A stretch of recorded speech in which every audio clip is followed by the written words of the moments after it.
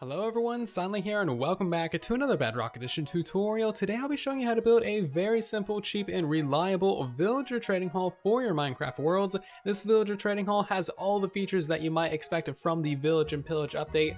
For example, all of the villagers are stored just a single block apart, so it's about as dense as you can possibly get it. There's also the option to drop villagers out of their cell if you don't like their trades, and of course you can then fill in that cell with a brand new villager and re-roll their trades whenever you so desire. This villager trading hall is also of course very cheap as well. The most expensive thing is just a little bit of rails. It's also infinitely expandable as well because you're basically just building the same one wide slice over and over again. So very simple build process too. And overall, it just works very well. I've tested this extensively in survival on the truly Bedrock realm and also extensively in creative as well. Throughout all my testing, the villagers never unlink from their workstations or their beds either, meaning that they also refresh all their trades exactly when they are supposed to, which is a very important feature for this update. This is going to be a pretty in-depth tutorial on how exactly this trading hall works and how the actual trading mechanics of the Village and Pillage update works as well. There's going to be a lot of explanation about how you should set up your trading halls in this update because the Village and Pillage update is very, very weird indeed, so bear with me through this video. So let's check this thing out. As you can see, we have all of our villagers right next to each other. We can open up these guys' inventory, trade with them if we want to, and that's pretty straightforward. Of course, we get the experience as well, and if we decide that we don't want a villager in here, that's perfectly fine. Maybe you just don't like the guy, you can simply press the button, and then he will get sent down and out, and possibly into a lava chute. So as you can see, this cell is now open and the next villager that we send through into our trading hall will land right into that cell, and then we will be able to refresh their trades, re-roll them to get the perfect trade that we want. If you decide that you have a really good villager that you don't want to get rid of, like for example this mending, oh my god, wow, that's actually mending 10. That's kind of perfect actually. I did not know that. But yeah, if we want to keep that guy, we could actually just like remove that button and make sure that he never gets sent into our lava chute. That way, you know, the iron trapdoor doesn't actually ever get opened up. So we have all of the villager beds back behind the trading hall. That way they're out of the way. The villagers themselves don't actually need to sleep ever. They simply need to be linked to a bed, and that way they can link to their workstation and refresh their trades. So how do you get new villagers into your trading hall? Well, it's actually pretty simple and straightforward. All you need to do is get your new villagers into a minecart and then send them directly into this water stream. This water stream runs directly above all of these fence gates, and they will only drop into a cell if the fence gate is actually open. So as you can see, as soon as he falls in there, that thing closes, preventing any other villagers from falling into that cell as well.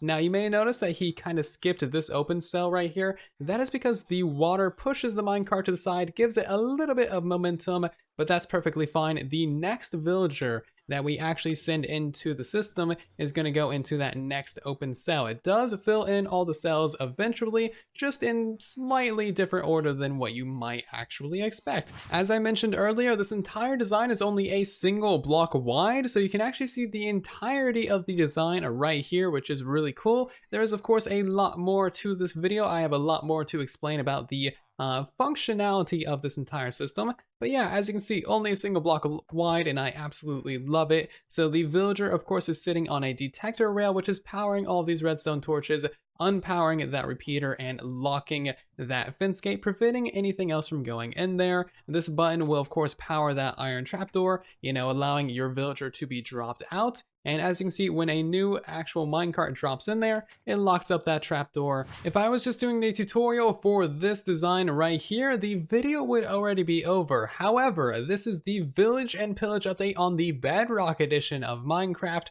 so that introduces just a absolute ton of different weird quirks and bugs and strangeness that we need to work around to actually make our trading halls fully functional. It's not just like plop your villagers in there and start trading with them like how it was in previous updates. There is a lot going on behind the scenes to make sure that all of this is actually fully functional. So there will be a timestamp for the actual tutorial on screen right now. However, I definitely recommend watching through the next couple minutes of this video where I explain exactly how you actually go about setting up this design. So the first step to getting your trading hall set up properly is actually going to be a clean villager breeder like this one right here, which produces babies with nothing in their inventory. It's very important that your baby villagers don't have anything in their inventory. That way they themselves don't try and breed. If you got a bunch of baby villagers running around in your villager trading hall, it's not going to be a good time. Trust me, you don't want to deal with that. So this design sends them to the nether, which is also optimal because that is an infinite breeder. There will be a link to this design in the iCards right now. So now that your baby villagers are in the nether, you need to wait about 15 to 20 minutes for them to actually grow up into adults, and then they should have just a plain default skin with absolutely no trades or professions, and that is absolutely perfect. Then what you want to do is you want to set up just a very basic rail system to actually send them one at a time to the overworld. It's very important that you only send one villager at a time to your trading hall. So this portal right here is going to be coming from your actual villager breeder, and then you'll just want to run that into wherever you want your villager trading hall to be. I would recommend that your breeder and your trading hall be about 100 blocks apart in the overworld, so of course your two portals will not be this close together. I'm weird on truly Bedrock, so this is just how my portals ended up. I would not recommend this at all. It is very much a hassle. So for reference, your villager breeder would be off over there in the horizon. You would send your babies to the nether, wait for them to grow up, send them through the nether, and then one at a time drop the adults out through this nether portal right here to your trading hall. Hopefully all that makes sense. If you got any questions, let us know with a comment down below. We're always happy to help you out.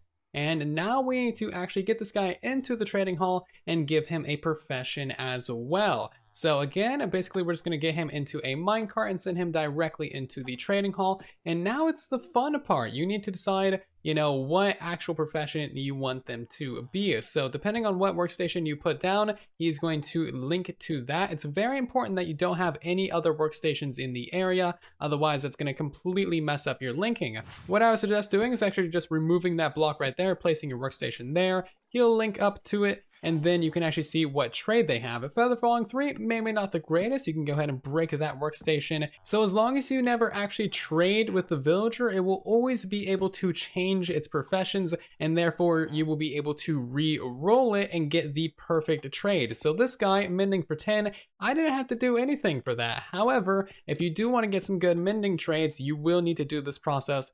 So let's go ahead and say that we are perfectly content with this bookshelf trade. What you want to do is actually trade with the villager, and that will completely lock it in. He will never change professions, and now you're actually free to break this workstation. Now what we need to do is we need to get the workstation right down here, right on top of this powered rail. If you're using something like a grindstone, you can actually just place it there, brewing stands as well. For any of the other workstations, you're going to need to actually, first of all, place it right there on that rail, turn around and stand on this iron trapdoor, break that block and replace it with a piston, and then just go ahead and push that workstation in there. This is the best method I have found to actually keep these guys linked to their workstation so they can always restock their trades and you can always trade with them. If you have that workstation anywhere else in the trading hall, it's going to be super inconvenient to either replace or take out, or have them actually be able to link to it. All right, so let's hop into the tutorial, shall we? I'm gonna be doing the tutorial on a rather small trading hall. However, this is an infinitely expandable thing, and by doing a tutorial on this particular setup, you will know everything that you need to know about how to expand this into whatever kind of trading hall that you desire. For example, I'll be showing you how to build this going around corners and how to build this in the different directions of the world, because of course the rails in Minecraft are directional. So there will also be a materials list down in the description of the video for each and every single different slice of your trading hall. So for however many slices you're going to have in your trading hall, make sure to multiply that materials list. To give you some context for what all of these different markers mean, this is basically going to be the space that your trading hall is going to be taking up. So of course, we're going to have 5 trading cells on this side right here and 5 on this side, but you can of course expand that to be however many you want, or you can have just a flat line trading hall. You don't need to be going across corners or anything. Anyway, so each one of your trading cells is of course going to be 6 blocks long, only a single block wide of course, and it's also going to be 7 blocks tall as well. So make sure you got the space to build all of this. This is going to be the lowest block of your actual trading hall, and this is going to be the floor layer that you will actually be standing on as well. So make sure you got all the space to build all of these things. So we're going to start off with a single line of blocks down here, and this is going to be for the actual rail line to take the villagers out of your trading hall and into whatever disposal system you like. From there, you want to go back by a block and then continue up by another 4 blocks diagonally for a total of 5 diagonal blocks, just like so. That is basically going to be the foundations of your trading hall. You now want to get yourself 3 redstone torches and place them on these blocks right here. The very top one should be powered, and then you want to get yourself a repeater and a solid block in front of it. That is basically the entire foundations. You now want to go ahead and place a couple of solid blocks right there and a bed as well. That's going to be the bed for that trading cell, although it doesn't really matter how the villagers link to it. But yeah, just go ahead and place those in now. So now what you can do is actually just go ahead and expand this entire thing bit by bit. It's actually going to be a pretty easy build process if you do each little bit at a time for all of the cells instead of trying to build one cell after another. So yeah, just go ahead and place in all of these bits. So the 5 foundations are in on this side and on the other side as well. And now what we need to do is we need to put in the main powered rail line to actually get all of the villagers out of your trading hall that you do not want. So that's just going to be going on these blocks right here. If you're going around the corner, it just needs to go on these blocks as well. Pretty straightforward. And you can power these either with a lever right there or with a lever on this block. Now you want to make sure this powered rail line extends a couple blocks further than your actual trading hall. That way you never have issues with the rails actually canoodling with the main rails of your system. So make sure you got that extended. And now it's time for the main rails of your system. Depending on what direction you're building in, this can be super easy or mildly infuriating. So as you can see from this locator map and our little icon in the upper right of it, we are building in the east-west direction for this particular set of the trading hall. And that means all we need to do is place down our powered rail right there, place down our detector rails up there, and then some normal filler rails, and that's basically it. Go ahead and remove these guys and then fill those in with some solid blocks and you will be good to go. That is literally all there is to it if you are building in the east-west direction. However, if you are building in the north-south direction, then it's going to be a little bit more complicated to actually get it going. First of all, you're going to want to actually remove these rails temporarily because they can cause you some issues. Place down your powered rails, detectored, and some filler normals, and then you want to place down another rail right there just to distract that one so you can place in your next powered. Move that rail over a block, and then you can kind of repeat this process going across the whole thing. See, if we don't have that rail right there, then they connect up like that. So put that guy back right there, put your powered rail back, and then you can complete this process. Again, north-south is a little bit annoying, but it's not too terrible. You can put those powered rails back in place and fill in the corner as well. Remove all those temporary normal rails, and then you're good to go. So you need to do that for the entire trading hall. And now it's time to make this place look like an actual trading hall. So you want to go ahead and place a sign right above each and every single one of your detector rails. Place a fence gate right above all of your signs as well. And then go ahead and place a little bit of blocks right here. Right above these rails. That'll allow all of your villagers to actually coast right below here without suffocating in the blocks, and also help keep the player out of the trading hall as well, other random mobs, iron golems, what have you. Now we need to hop down in here and place some iron trapdoors on the lower part of this block right here. This will help keep in the actual minecarts, preventing them from going to your lava pit. And yes, you do need to use iron trapdoors. That way you never accidentally flick these things and open them and send your mending villager into a lava pit. Place some additional blocks behind these things. I'd recommend using a different block than from your main palette because these ones are going to have water. If you break these, water is going to flow everywhere. So make sure that these are different than the main palette. And there you go, place some in front and behind of the fence gates as well, and also go ahead and place some buttons on the underside of these. So now we need to go ahead and put some end caps on these things just to keep in the water from flooding everywhere, of course. And if you're building around a corner, we also need to connect the two sections together. You need to use fences for this connection because of course they are the same height as the fence gates. You cannot use solid blocks here. It has to be fences. Of course, go ahead and put some blocks on the edges of these as well, just to keep in all of that water. And now it's time to install the water sources, which is actually pretty simple. However, there is a bug that you do need to be aware of. So we're either going to start from the far right or the far left trading cell, depending on which way you want your villagers to fill in. I'm going to go from the right over to the left because I like being weird. Okay, so what you need to be aware of is that the 5th water source will never allow a minecart to fall into the cell. There's no logical reason for it, but it happens. So it's going to be the 1st water source, 2nd, 3rd, 4th, and this one right here will never allow a minecart to fall into that cell. Again, there's no reason for it. It just happens. So what we need to do is only let our water sources flow over by 4. So that's 1, 2, 3, and 4. And then we're just going to go ahead and put in our little bit of a repeating section right here. And then that's going to flow around our corner. We don't need to worry about the 5th water source on the corners because of course the minecarts aren't going to be falling down on the corners. Instead, we need to worry about it for these next cells over here. So I'm just going to go ahead and put in the sign for our repeating section and then just continue that over. Again, your villagers will never be able to drown in the water. They are too tall.